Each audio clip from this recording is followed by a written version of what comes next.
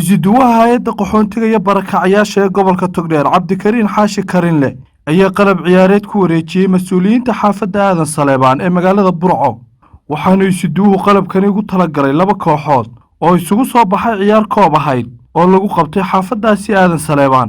Isuduwa Cabdikariin Karinle ayaa sheegay inuu sii wadayo dhiirigelinta dhalinyarada deegaankaasi.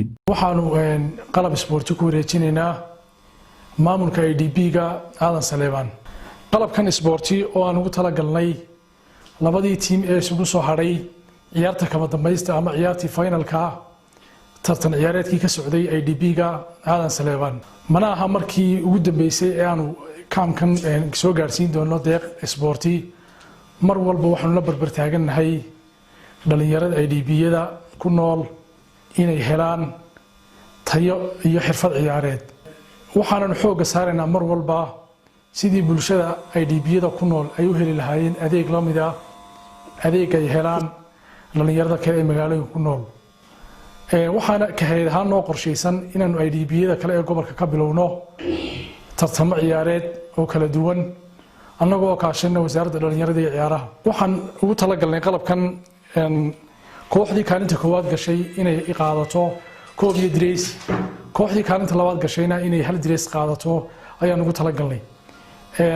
tartan ciyaareedkan ka socday IDP-ga Aadan Saleebaan oo bilaabmay 10kii bishii 12aad 2020 soona gabagaboobay 25kii bishii 12aad 2020.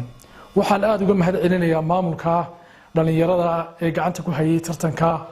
qaar ka mid ah guddida xaafadda Aadan Saleebaan ayaa u mahadnaqay Isuduwaha Haayadda Qaxoontiga iyo barakacayaasha ee gobolka Togdheer Cabdikariin Xaashi. aad baan uga mahad celinaynaa. waxaanu leenahay hawsha dheeguu nahayay waana ugu dhinac taagnaa arrinka isboortiga. hawl badan oo adagna way ahayd run ahaantiina ilaahay baa mahad leh. ilaahay waa nagu gargaaray dhalinyarada tartanka ciyaareed aanu ku qabanay xaafadda Aadan Saleebaan. saddexaad waxaa mahad leh Isuduwaha Haayadda Qaxoontiga iyo barakacayaasha Cabdikariin Xaashi oo runtii aan oran karo waa Isuduwihii ugu horeeyay ee intii uu joogay wax badan ka bedelay xaafadaha IDP-yada. maantana halkan loogu keenay labada dirays iyo koobka oo ugu talagalay labadii team ee finalka isugu soo baxay. Mahad Cali Goodir, Ariel TV, Burco.